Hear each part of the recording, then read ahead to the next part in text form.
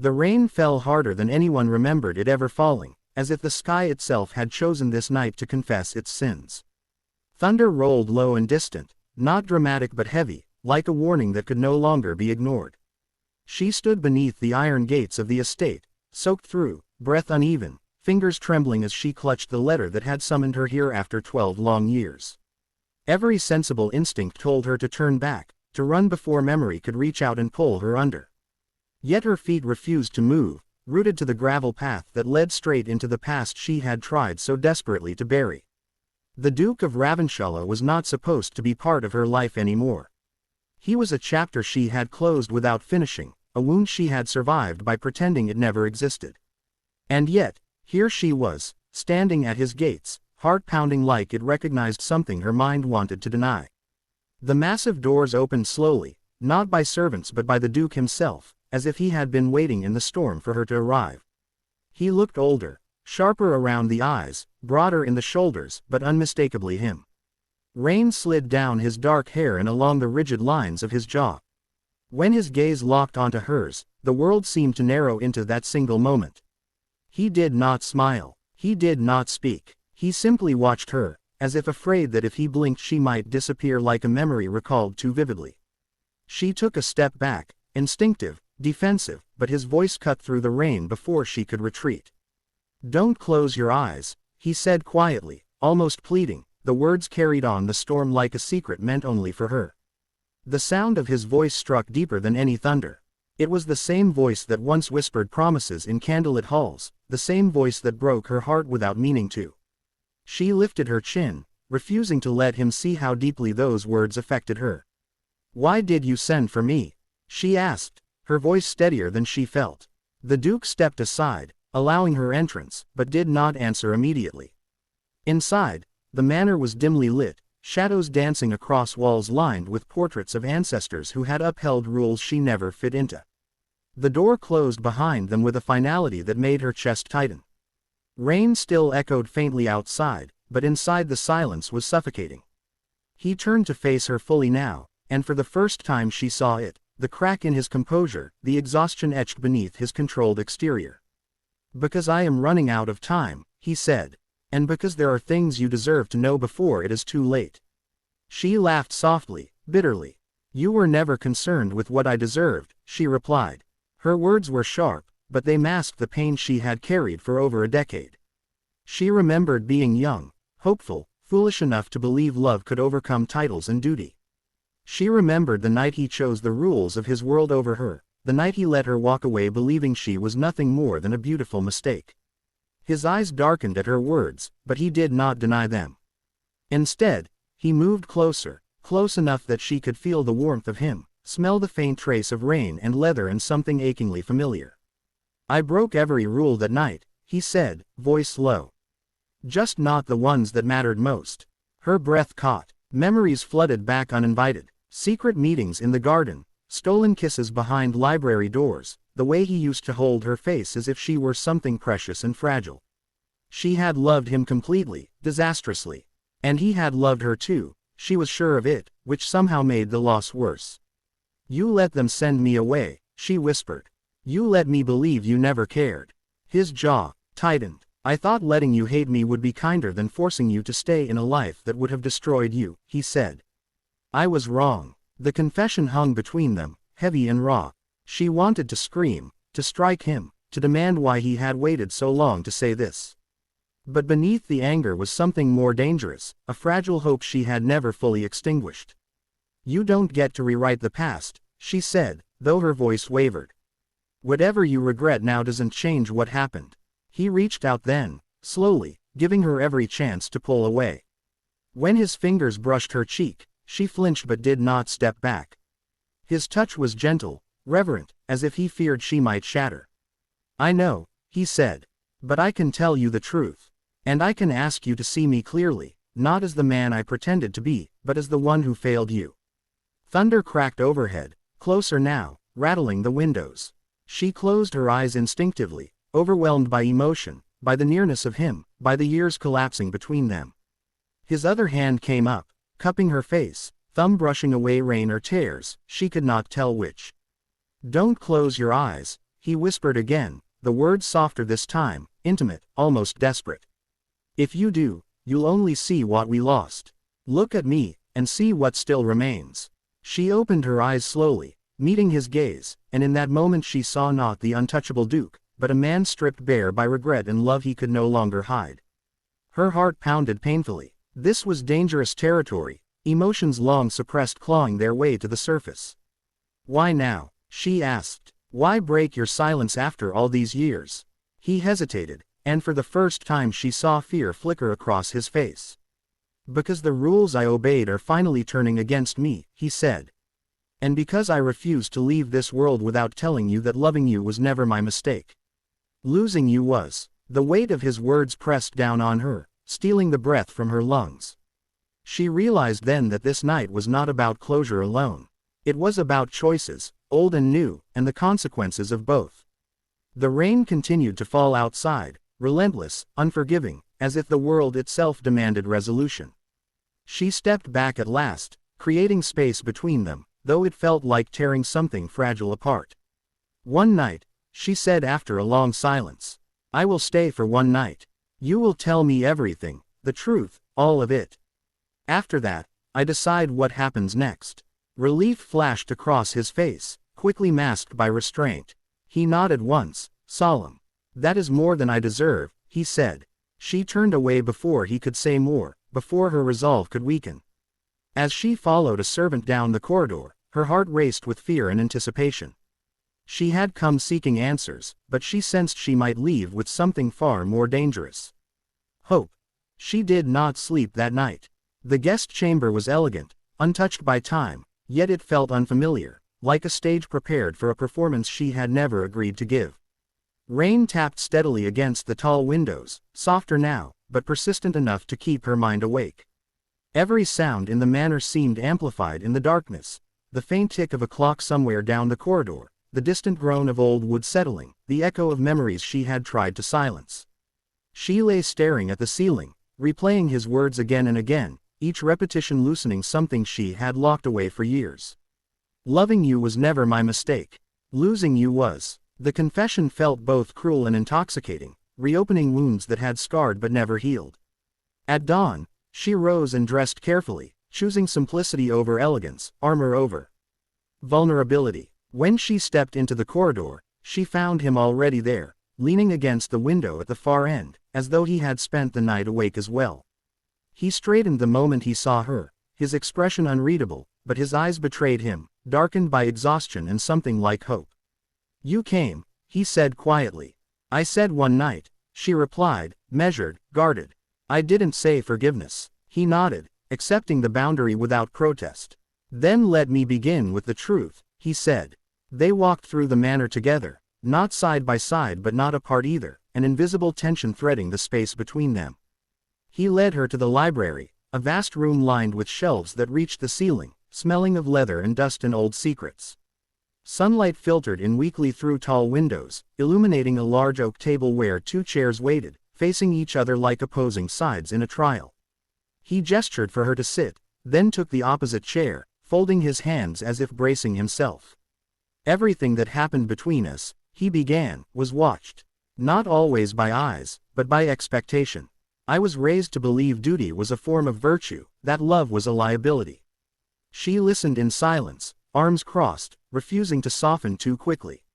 When my father discovered us, he continued, he gave me a choice.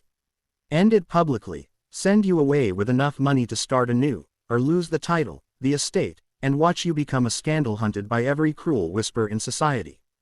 Her chest tightened. This was the first time she had heard the full scope of the threat. You decided for both of us, she said sharply. You didn't trust me enough to choose. Pain flickered across his face. I thought I was protecting you, he said. I see now that I was protecting myself from watching you suffer. He stood abruptly, pacing the length of the room, as though sitting made the confession harder to bear. I broke every rule I could after you left, he said. I delayed my engagement, rejected alliances, angered my family. But the final rule, the one that demanded obedience above all else, remained unbroken. And it cost me everything that mattered. She rose as well, unable to remain seated beneath the weight of his words. You don't get absolution because you suffered, she said. I rebuilt my life from nothing. I learned how to survive without you. He stopped in front of her, close but not touching. I know, he said softly. And that is why I never sought you out again. Until now. She searched his face, trying to find deception, manipulation, anything that would make this easier. But all she saw was truth laid bare, unadorned and painful. Why now? She asked again. He inhaled slowly. Because my father is dead, he said. And because the council moves to force a marriage that will bind me permanently to a future I cannot endure. I have weeks, not months. I needed you to know before the choice is taken from me entirely. Her heart stuttered. So this is about escape, she said bitterly. You want me to help you run from your responsibilities. No, he said firmly. This is about honesty. For once, he stepped back, giving her space. I am not asking you to save me. I am asking you to see me clearly, flaws and cowardice included. What you do with that knowledge is yours alone. The sincerity in his voice unsettled her more than any plea could have. She turned away, walking toward the window, needing distance to think. Outside, the ground stretched wide and green, deceptively peaceful. You summoned me into a storm, she said quietly. Do you understand what you risked? Yes, he replied, and I would risk it again.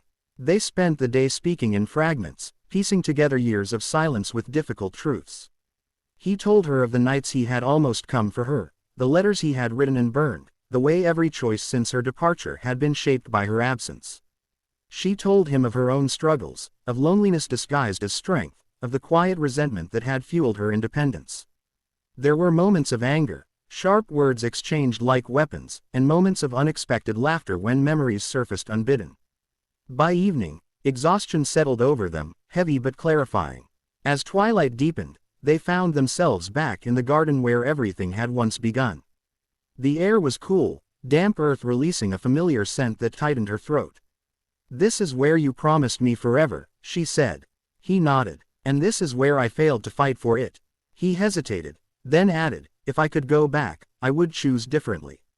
She turned to him then, finally allowing herself to look without armor. If you could go back, she said, we would not be the people we are now. Silence stretched between them, filled not with regret but understanding. He reached out, stopping just short of touching her hand. I will not ask you for anything, he said.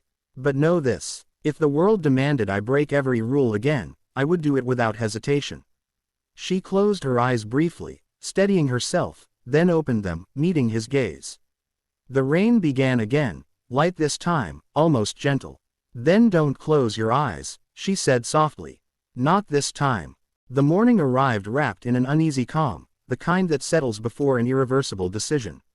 Sunlight slipped through the curtains in pale streaks, warming the room without comforting it. She dressed slowly, aware that time itself felt altered within these walls, as though the estate existed apart from the world, suspended between what had been and what might yet be. When she stepped outside, the garden was still damp from the night's rain, petals weighed down with silver droplets that caught the light. He was already there, standing beneath the old oak tree where they had once carved their initials in reckless certainty. You always loved the mornings, he said quietly, not turning as she approached. She paused, surprised he remembered something so small. They feel honest, she replied. Night hides too much. He turned then, studying her face as if committing it to memory. There was something different in his expression now, less guarded, more resolved. I have decided something, he said. Her pulse quickened. So have I, she answered, though she wasn't entirely sure what that decision was yet. They walked together through the grounds, their steps unhurried, neither willing to rush what might be their final hours of clarity. The council arrives tomorrow, he said. They will expect my agreement to the marriage contract. She stopped walking. And if you refuse, he met her gaze steadily. I lose everything that defines me as Duke. The title, the estate, the protection it offers. I become a man without standing. She searched his face, looking for hesitation, but found none. You would do that, she asked. Yes, he replied simply. Fear tightened her chest. And what of me, she asked. Do you expect me to stand beside you while the world turns against us? He shook his head. I expect nothing. I will not bind you to my choices again. His words should have reassured her, yet they stirred something far more dangerous. A longing she had learned to suppress. You speak of freedom, she said slowly. But freedom has a cost. He nodded. I know. I have already paid it once. They returned to the manor in silence, each lost in thought. Inside, preparations were underway for the council's arrival. Servants moved briskly, voices hushed, tension woven into every gesture. She felt suddenly out of place, a guest standing on the edge of a storm she had no right to influence. In the grand hall, she stopped. I should leave before they arrive, she said. He turned sharply. Is that what you want? She hesitated, then shook her head. No, she admitted, but wanting has never been enough. He stepped closer, lowering his voice. Stay until tomorrow, he said. See it through, not for me, but for yourself. She studied him for a long moment, weighing the risk. At last, she nodded. One more day, she said. After that, whatever happens, we face it honestly. That evening, the manor filled with a formal tension that pressed in from every corner. Dinner was a quiet affair, words carefully chosen, emotions carefully hidden. Yet beneath the restraint, something fragile and electric simmered between them. When the meal ended, they retreated once more to the library, the one place that felt removed from expectation. He poured wine, offering her a glass she accepted without comment. I never told you why I was so afraid, he said suddenly. Not truly. She waited, sensing the weight of the confession. I was raised to believe love makes men weak, he continued. My father ruled through fear. He taught me that attachment invites loss. His grip tightened around his glass. When I loved you, I was terrified. Not of losing my power, but of losing you. Her throat tightened. So you chose certainty over courage, she said softly. He met her gaze. Yes. The honesty in his voice undid her more than any apology could have. She set her glass aside, heart racing. You broke me, she said. And I spent years learning how not to need you. He swallowed. And now, she hesitated, then spoke the truth she had avoided. Now I don't know who I am when I stand in front of you. Silence enveloped them, thick and intimate. He reached for her hand, pausing inches away, waiting. When she did not pull back, his fingers closed gently around hers. The contact sent a tremor through her, not of desire alone, but of recognition. Don't close your eyes, he whispered, almost instinctively. Not yet. They stood that way for a long moment, suspended between past and future. Outside, the wind rose, rattling the windows, a reminder that the world would not wait forever. She squeezed his hand once, then let go, stepping back to reclaim her balance. Tomorrow decides everything, she said. He nodded. Then tomorrow, I will finally tell them the truth. The council arrived beneath a sky stripped of warmth, clouds stretched thin and pale as if even the heavens were holding their breath.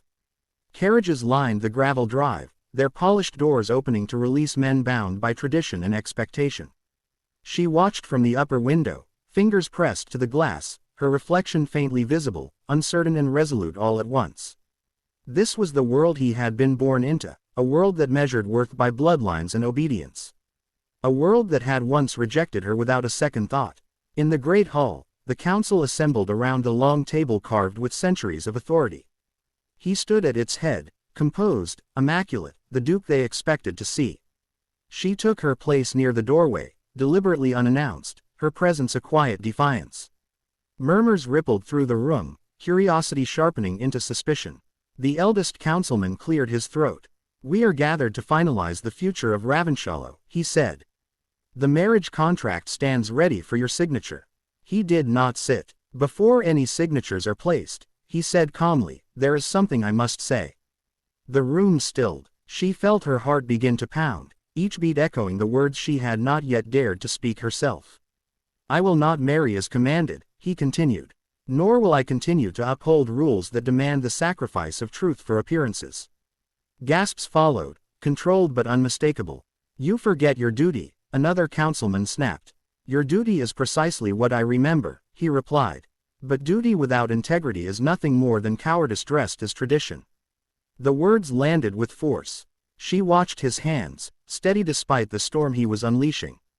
Years ago, he went on, I allowed this council and my father to dictate who I could love. I will not make that mistake again. Eyes turned toward her then, sharp and assessing. She felt exposed, yet she did not look away. This woman, he said, gesturing to her, was treated as a threat because she mattered to me. That was your fear, not my shame. The eldest councilman's face hardened. You would abandon your lineage for sentiment. He answered without hesitation. I would abandon power that demands I live a lie. The silence that followed was heavy, final. After a long moment, the councilman spoke again. Then you leave us no choice. The title of Duke will be withdrawn. The estate will be placed under trusteeship until a suitable heir is appointed. She felt the weight of the decision settle into the room like dust after collapse. He inclined his head once. So be it. The meeting ended in fractured voices and hurried departures. When the hall finally emptied, she stood frozen, overwhelmed by the magnitude of what he had done. He turned to her slowly, searching her face as if bracing for rejection. I meant what I said, he told her quietly. I did not do this expecting you to stay. She exhaled shakily. You gave up everything, she said. Titles can be replaced, he replied. Truth cannot. She stepped closer, the distance between them dissolving with every heartbeat. You didn't break every rule, she said softly. You broke the one that mattered most. They left the manor together that afternoon, not as duke and guest, but as two people stepping into uncertainty side by side. The gates closed behind them with a sound that felt less like an ending and more like release. Outside, the road stretched open and unclaimed. At the edge of the grounds, she stopped. This is where I choose, she said. He turned, waiting, not reaching, not asking. I won't follow you out of fear, she continued. I won't be the woman who disappears into your sacrifice. He nodded, accepting whatever verdict she would give. I choose you, she said at last. But only if we walk as equals, without shadows or secrets. Relief and wonder crossed his face in equal measure. He took her hands then, openly, without apology. Then don't close your eyes, he said, voice thick with emotion. Look forward with me. They walked on as the clouds began to part, light breaking through in quiet promise, not of perfection, but of honesty earned the hard way. The road away from Ravenshallow curved gently through fields just beginning to turn green, the air lighter than it had been in days. They walked without haste, as though speed might fracture the fragile reality forming between them. The manor disappeared behind a rise, its towers sinking into memory rather than loss. For the first time since she had arrived, she felt no urge to look back. They stopped near a small stream where sunlight shimmered across the water's surface. He removed his coat, laying it across a rock, no longer a duke shedding ceremony, but a man learning how to exist without it. I don't know what comes next, he admitted. I only know I won't pretend anymore.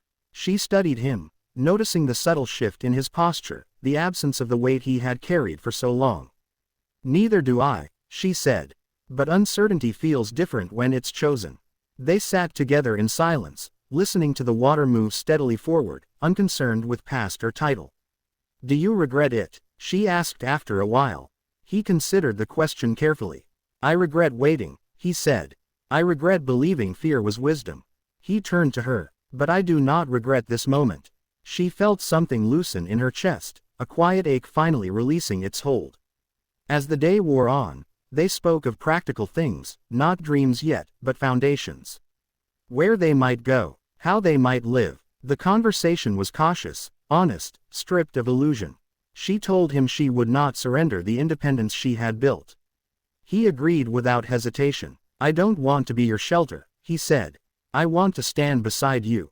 By evening, they reached a small town at the crossroads, unremarkable and welcoming in its ordinariness. Lanterns flickered to life as dusk settled, and the scent of bread and wood smoke drifted through the air. It felt like a place that asked no questions, a place where names carried no weight beyond their sound. They found an inn, modest but warm, and took 2 separate rooms without discussion, respect woven naturally into every choice. That night, she stood at her window, watching the town quiet into sleep.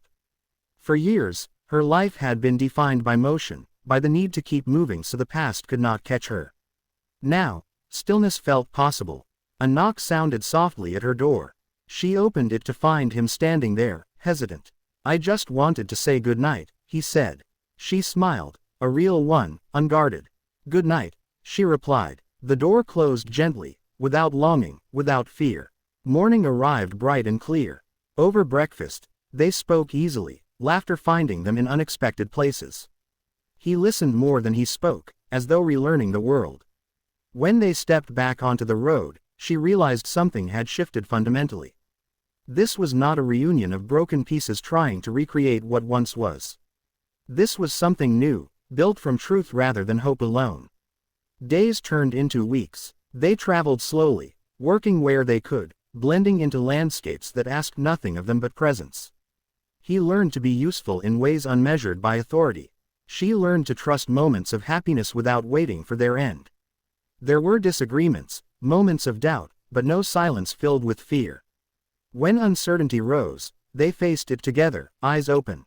One evening, as they sat watching the sun disappear behind distant hills, he took her hand, not urgently, not possessively. "Thank you," he said simply. "For seeing me." She squeezed his fingers. "Thank you," she replied, "for finally seeing yourself." The past did not vanish. It softened, settling into something that no longer controlled them. Love, she realized, was not proven by sacrifice alone, nor by defiance, but by the courage to remain present when everything familiar falls away. As night wrapped around them, stars emerging one by one, she leaned her head against his shoulder. He did not speak, and neither did she. They did not need vows or promises carved in stone. What they had chosen was quieter and stronger. And this time, neither of them closed their eyes.